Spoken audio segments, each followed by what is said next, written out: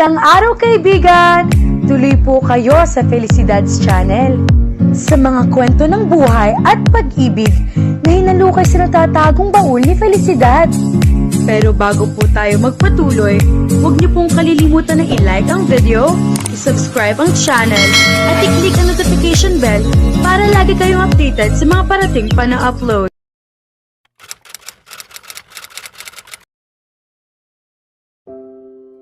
Gabi bago ang kasal. Saan ka pupunta? Tanong ni Aaron habang pumapasok sa silid, ngunit ang kanyang mga mata ay nanatiling nakatutok sa kanyang telepono. Magkakaroon kami ng party ng mga babae. Sagot ni March habang inaayos ang kanyang buhok at naglalagay ng kaunting serum sa mga dulo nito. Wow, isang party at hindi ako inimbitahan? Sabi ni Aaron habang bigla niyang iniangat ang kanyang ulo. Party ito ng mga babae, Aaron. Walang mga lalaki kasama. Sabi ni March habang tumalikod upang harapin ang kanyang kuya. Ngunit ang nakita lamang niya ay ang malaki nitong mga matang nakabukas sa gulat at ang tila na pabagsak na panga dahil sa pagkabigla. Isusuot mo iyan palabas? Tanong niya sa gulat habang itinuturo ang suot nitong damit. Damit ni March para sa party. Oo, masayang sagot ni March habang umiikot upang ipakita ang kanyang kasuotan. Hindi agad nasigaw ni Aaron. Mabilis siyang lumakad papunta sa kanya. Hindi mo isusuot yan. Magpalit ka. Mahigpit niyang utos na parang isang nakatatandang kapatid na nag-aalala. Hindi ako magpapalit. Pagtanggi ni March na parang isang matigas ang ulo na nakababatang kapatid. Magpalit ka. Utos niya sa seryosong tinig na parang isang amo. Pilitan mo ako. Sagot ni March bilang pagtutol. Nasiraan ka na ba ng isip? Nakita mo ba ang damit na iyan? Ang damit na iyan. Huminto siya sandali habang itinuro ang bahagi ng damit na masyadong lantad, sa kaagad iniiwas ang tingin. Alam ko. Ano naman ang problema? Sabi ni March habang itiniklop ang mga braso sa dibdib. Dahil sa kilos na iyon, mas naging alanganin si Aaron. Agad siyang lumayo ng bahagya at napabuntong hininga sa inis. Oo, isang babaero si Aaron. Ngunit bago ang lahat, isa siyang kapatid. At hindi mahalaga kung kapatid niya ito sa dugo o hindi. Ang mahalaga, kapatid niya si March. Napakaganda mong babae. At ang damit na iyan ay lalo kang. Napakamot siya sa batok, hindi alam kung paano ipapaliwanag ang kanyang iniisip. Tumingin siya kay March gamit ang isang maamong tingin na parang isang asong humihingi ng awa. March, alam mong wala akong masamang intensyon. Nag-aalala lang ako bilang kapatid mo. Napatingin si March sa kanyang sarili at agad na ibinaba ang kanyang mga kamay. Inayos niya ang kanyang damit at nagpanggap na walang alam habang nang aasar sa kanyang kuya. Nagiging ano? Tanong niya na may mapanuksong ngiti. Ano ba naman, kapatid kita? Hindi mo ako mapipilitang sabihin ang mga ganoong bagay. Pagmamakaawa ni Aaron. Anong mga bagay? Alam ni March na hindi iyon sasabihin ni Aaron. Walang kapatid na lalaki ang kayang magsalita ng ganoon sa kanyang kapatid na babae. At sadyang nasisiyahan siya sa pagsubok sa pasensya nito. Kapatid kita at hindi ko kayang tingnan na may mga lalaking tititig sa iyo ng ganoon. Sabi niya sa inis na tono. Ang simpleng pag-iisip pa lamang noon ay sapat ng magpakulo ng kanyang dugo sa galit. Hindi ka naman inimbitahan. Okay lang, hindi mo naman makikita. Pinisil ni March ang kanyang labi upang pigilan ang pagtawa. Hindi ang damit na ito ay. Ang damit na ito ay. Piliting ipinaliwanag ni Aaron ang sarili, ngunit tuluyang nabigo. Aaron, sabihin mo o huwag na. Aalis pa rin ako. Pagdedeklara ni March habang kinuha ang kanyang clutch. Ngunit agad siyang pinigilan ni Aaron. Kapatid kita. Hindi ko kayang sabihin ang ganoong mga salita o ilarawan kung ano ang itsura mo. Sigaw niya. Kung ganoon, tumahimik ka na lang. Sigaw ni March pabalik. Hinugot niya ang kanyang kamay mula sa pagkakahawak ni Aaron at lumabas ng silid. Samanatala. Isusuot mo ito. Sabi ni Ashton habang nakatingin sa kanya. Nakatulala siya. Bahagyang nakabuka ang kanyang bibig sa pagkagulat at halos hindi makapaniwala sa kanyang nakikita. Isusuot mo talaga ito. Ulit niya.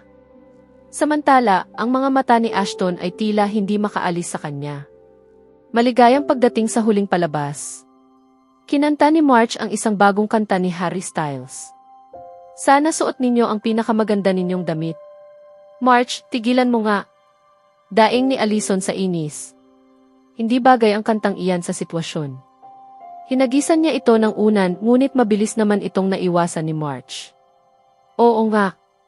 Ang sign of the times ay tungkol sa kamatayan, hindi tungkol sa kasal. Pagsang-ayon ni Gracie. Napangiwi naman si March sa sinabi nila. Sige, kung ganoon, paano ito? Huminga siya ng malalim at nagsimulang kumanta. Isang magandang gabi. Naghahanap tayo ng isang bagay na kalokohan lang. Hoy, mahal. Sa tingin ko gusto kitang pakasalan. Malakas niyang kinanta ang kanta ni Bruno Mars. At agad siyang pinalakpakan ni Allison at Gracie. Perpektong kanta. Papuri ni Allison sa napili niyang kanta. Napakaganda ng boses mo, sweetie. Sabi ni Gracie. Ngumiti si March at bahagyang yumuko bilang pasasalamat.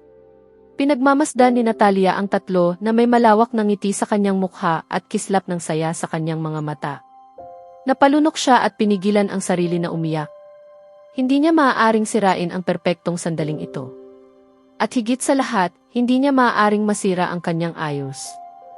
Halos 4 na oras ang ginugol upang bihisan siya at gawing parang isang diwata. Noong una, gumawa ang makeup artist ng isang sobrang makapal at marangyang ayos na hindi nagustuhan ni March, kaya kinailangan nilang ulitin ito. Sa ikalawang pagkakataon, ginawa naman nila itong mas matapang at pang-party na estilo. Ngunit parehong hindi ito nagustuhan ni Allison at Gracie kaya agad nilang pinagsabihan ang mga artist. Sa huli, tumulong si Aaron. Hiniling niya na bigyan si Natalia ng isang simple, ngunit kapansin-pansing ayos. Isang kaibig-ibig na estilo ng isang prinsesang diwata. At sa huli, tunay nga siyang nagmukhang isang prinsesang ikakasal. Hindi pinayagan si Natalia na gumawa ng anumang trabaho o tumulong sa paghahanda. Ang tanging ginawa lamang niya ay magsabi ng kailangan niya, at agad naman itong naibibigay sa kanya ng mga tao. 24 na oras siyang nasa ilalim ng proteksyon at mahigpit na seguridad. Palaging may isang taong kasama niya. Maaaring si Allen, si Austin, o si Aaron. Natalia, naririnig mo ba kami? Tawag ni Allison sa kanya. Tumingin siya sa kanila at ngumiti ng bahagya. May problema ba, Natalia? Tanong ni March. Ngunit umiling lamang si Natalia. Kung ganoon, bakit ka malungkot? Tanong ni Gracie habang marahang hinahaplos ang kanyang buhok. Medyo kinakabahan lang ako. Nagsinungaling siya. Tulad ng ibang babae. May pangarap din si Natalia na pakasalan ang taong mahal niya. Ngunit hindi iyon ang nangyari. Hindi ibig sabihin noon na pinagsisisihan niya ang pagpapakasal kay Ashton. Ngunit may maliit na bahagi pa rin ng kanyang puso na nalulungkot para kay Nicholas. Ngayon, hindi si Nicholas ang dahilan ng kanyang lungkot. Ang tunay na dahilan ay isang ama. Karaniwang inaakay ng ama ang kanyang anak na babae habang naglalakad patungo sa altar. Ngunit sa kanyang kalagayan, hindi niya man lang alam kung kaninong pagkakamali ang dahilan kung bakit wala siyang ganoong pagkakataon. Natalia, may gusto akong sabihin. Nakuha ni Allison ang kanyang atensyon. May takot sa mukha nito na para bang alam niyang hindi magiging maganda ang sasabihin niya. Sabihin mo na, Allison. Sabi ni Natalia habang bumibilis ang tibok ng kanyang puso. Alam mo naman, hindi ba? Pagkatapos ng mga panunumpa ninyo, kailangan ninyong maghalikan. Maingat na sabi ni Allison. Nagkatinginan sina March at Gracie na parehong mailungkot sa kanilang mga mata. Natalia, para maging kapanipaniwala ang lahat. Kailangan mong halikan siya. Sinubukan siyang kumbinsihin ni Gracie. Ngunit iba ang naging epekto nito kay Natalia. Ang salitang halik ay agad nagbalik sa kanyang alaala noong nakaraang gabi. Naalala niya ang paraan ng paglapit ni Ashton sa kanya.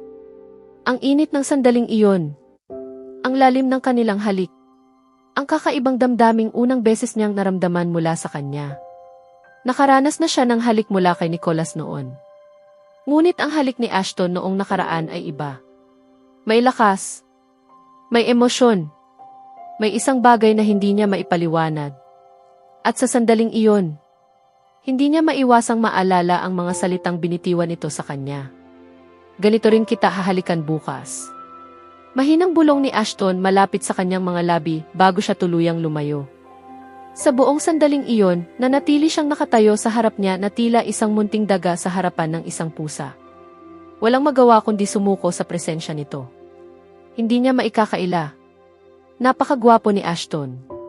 At ang halik na iyon ay isang bagay na hindi pa niya kailanman naranasan. Sa buong oras na iyon, wala silang anumang naging pag-uusap. Ang tanging naririnig lamang nila ay ang malalakas nilang tibok ng puso.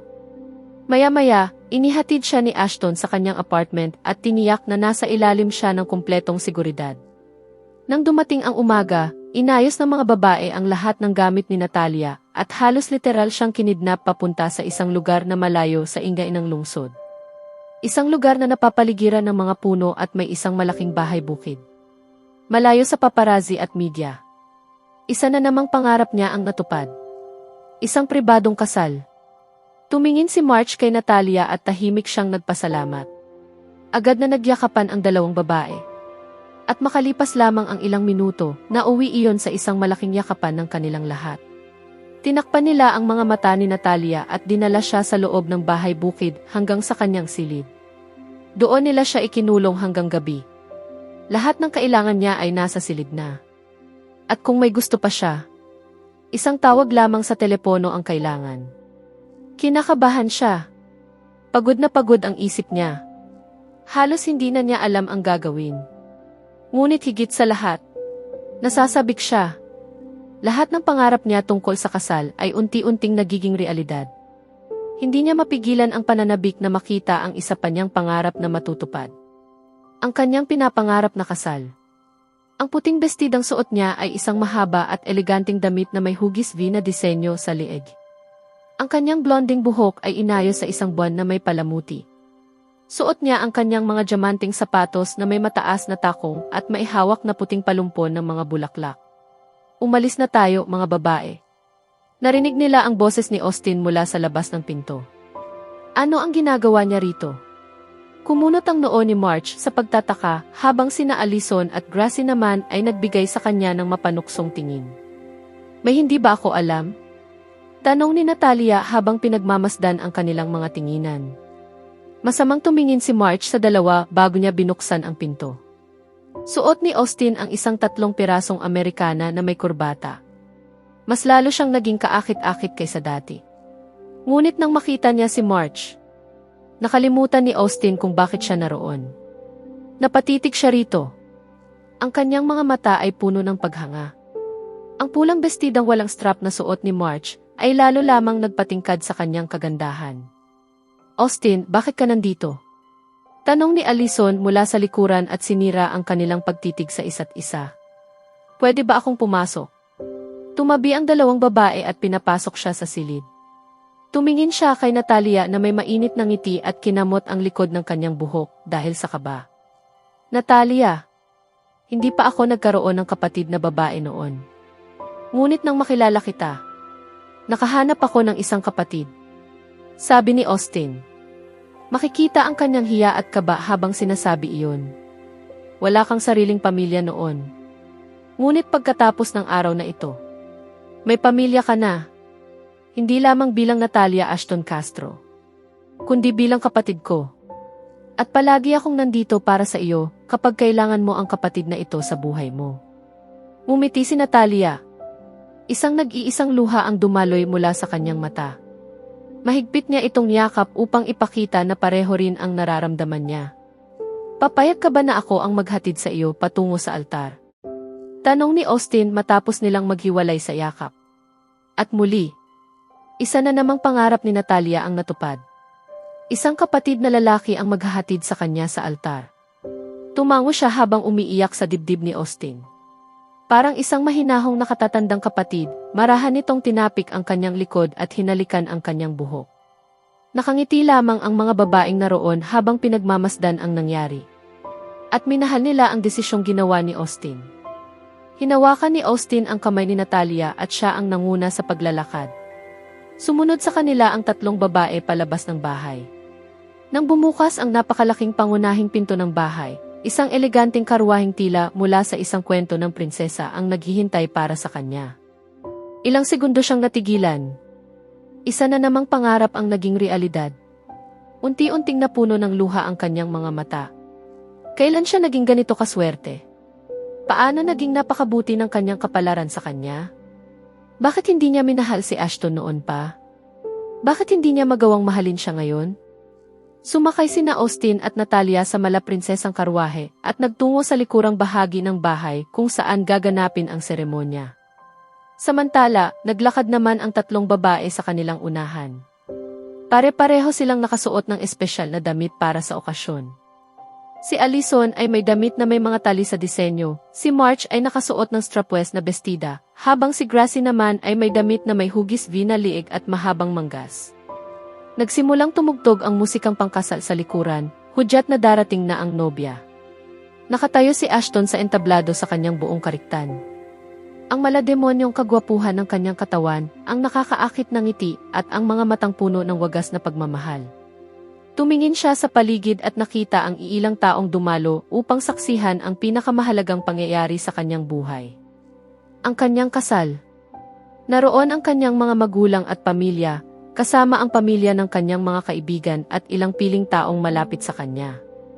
At si Veronica, ang babaeng kinamumuhian niya. Tiniyak niya ang matapos ang seremonya at matapos ang kanilang mga panunumpa, agad itong aalisin sa lugar na iyon at ibabalik kung saan ito nararapat. Ayaw ni Veronica na dumalo si Gracie sa kasal. Ngunit gusto ni Natalia na naroon ang kanyang kapatid. At dahil iyon ang kagustuhan ni Natalia, binayaran ni Ashton si Gracie ng malaking halaga bawat araw upang makadalo ito sa kasal. Naroon si Veronica hindi dahil sa kasal. Naroon siya dahil sa perang matatanggap niya. Nang makita ni Ashton si Natalia sa pasukan, nakapulupot ang kanyang kamay sa braso ni Austin, hindi niya mapigilan ang paghinga ng malalim. Nakatayo ang mga abay na babae kasama ang kanilang mga kapareha at sinalubong ang nobya sa pamamagitan ng pagbuhos ng mga talulot ng rosas. Umiiyak si Natalia. Totoong umiiyak siya. Hindi niya maisip na may mas perpektong lalaki pa kaysa kay Ashton. Perpekto siya. Kung ganoon, bakit hindi niya ito mahalin? Habang naglalakad siya papunta sa altar, wala siyang pakialam sa ibang taong nakatingin sa kanya. Hindi niya pinansin ang sinuman. Ang kanyang mga mata ay nakatuon lamang sa lalaking naghihintay para sa kanya. At nang tumugtog ang awit sa likuran, napahinto siya sandali. Ikaw at ako ay itinadhana. Nilalang ka ng Diyos para sa akin. Mahal kita palagi.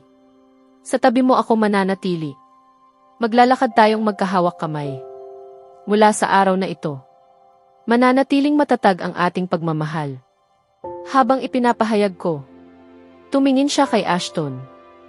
Binigyan siya nito ng isang bahagyang ngiti na tila maihalong pang-aasar, ngunit puno ng pagmamahal. Isang ngiting agad na nagpahina sa kanyang puso.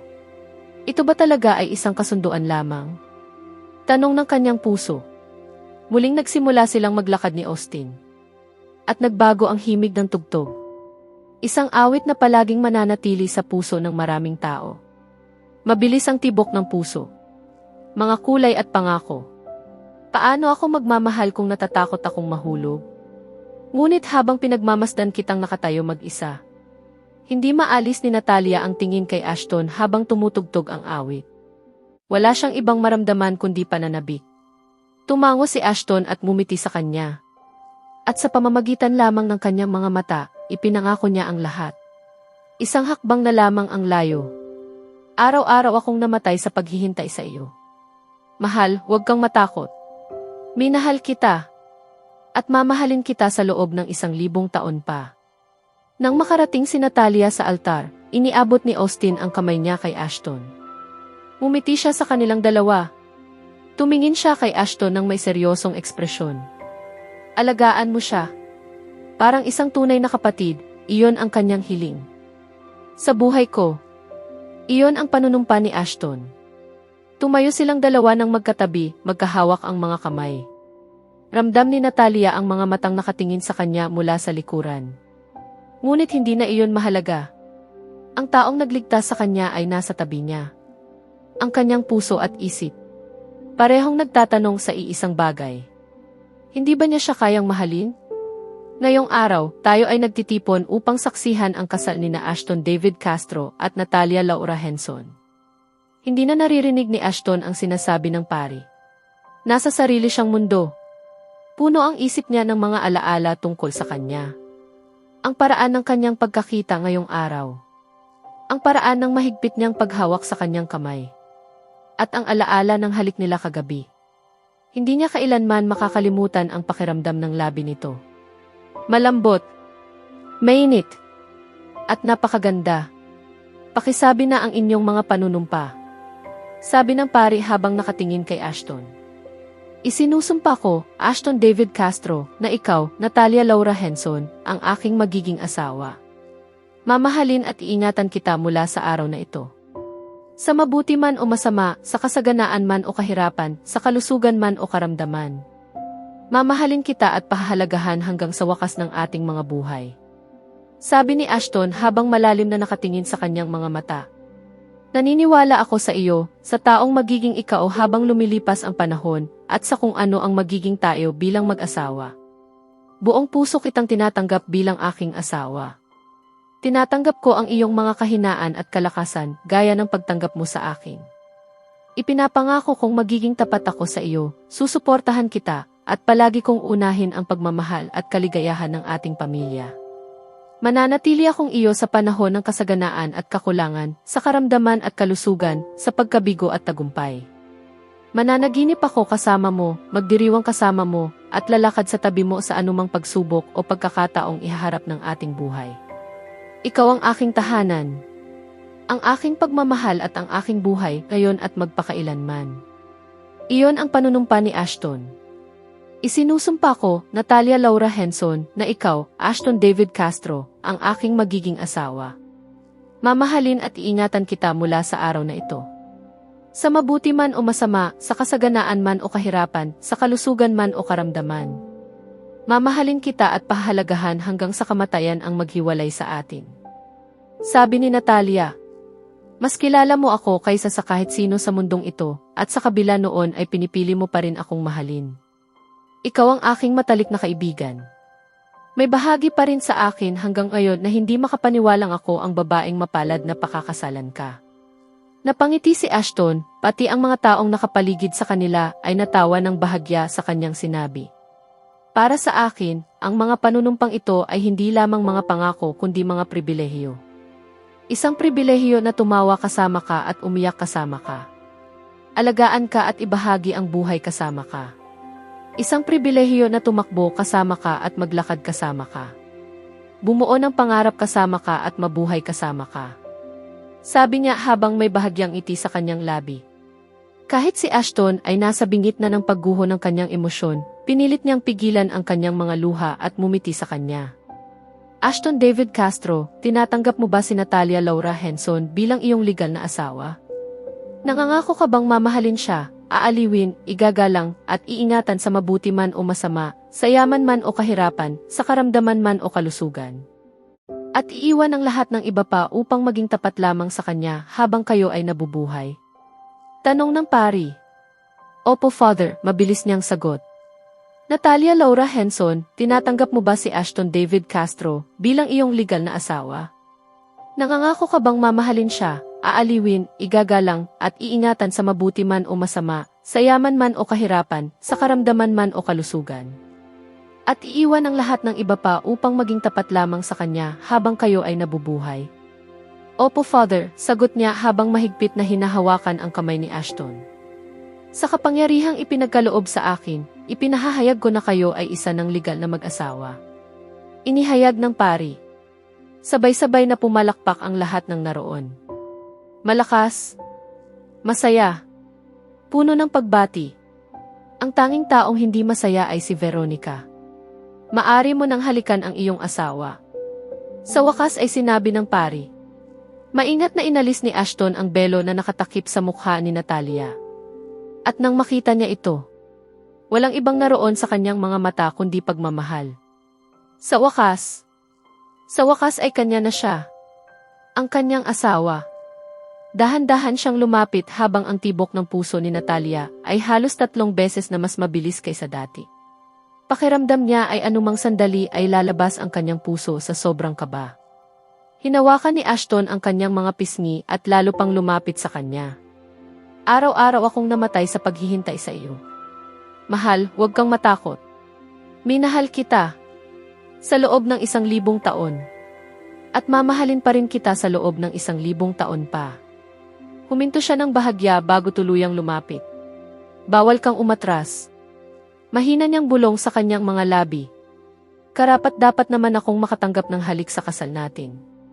At pagkatapos, dahan-dahan niyang idinikit ang kanyang mga labi sa labi ni Natalia. At sa buong panahon, naniwala akong matatagpuan kita. Dinala ng panahon ang puso mo sa akin. Minahal kita sa loob ng 1,000 taon. At mamahalin pa rin kita sa loob ng 1,000 taon pa. Parang may mga paputok na sumabog sa kanyang tiyan. Ang bawat hibla ng kanyang katawan ay tila nagising sa sandaling magdikit ang kanilang mga labi.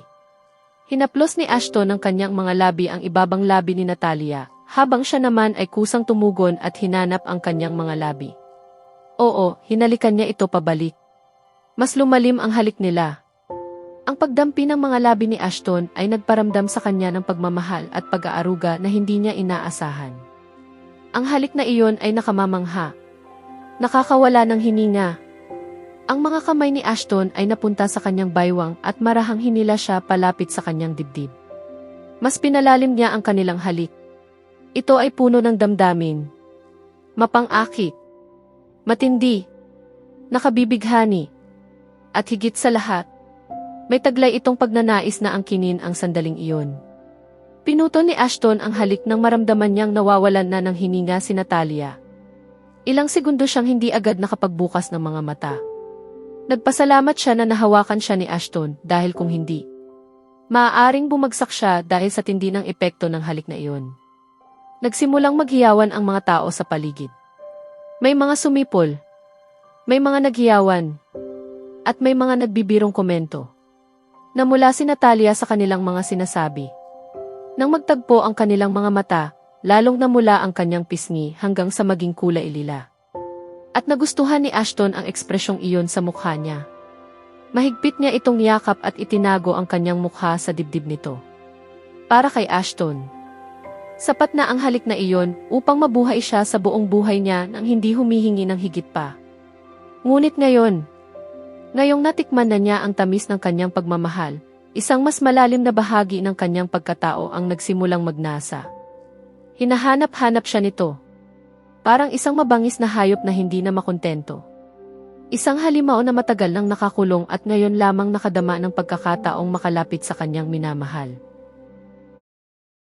Sa susunod na kabanata, matapos ang kanilang emosyonal na kasal, magsisimula ang unang gabi ni na Ashton at Natalia bilang mag-asawa, kung saan susubukin ang kanilang mga damdamin at ang hangganan ng kanilang kasunduan. Ngunit habang abala ang lahat sa pagdiriwang, isang hindi inaasahang banta ang tahimik na papalapit at maaaring gumulo sa bagong simula ng kanilang buhay. Kaya abangan natin